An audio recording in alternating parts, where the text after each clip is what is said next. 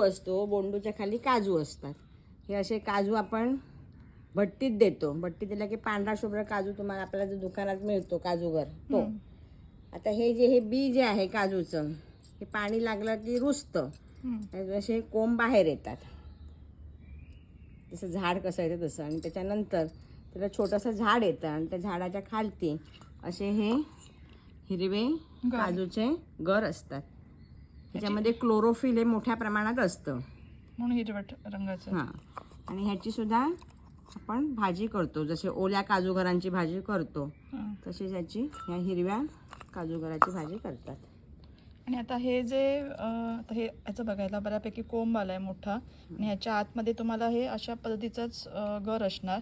आणि हा जर आपण डायरेक्ट आपल्या जमिनीमध्ये रुजत घातला तर त्याचं झाड येणार. ते झाड कसं दिसतं तुम्हाला दाखवते.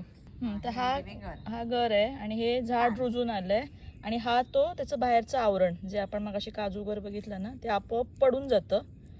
आणि हा आपण गर घ्यायचा, अशी भाजी बनवू शकतो. हो ना, ह्याची भाजी घेऊ शकतो. आता मी हा तोडते, दाखवते तुम्हाला. हा बघा,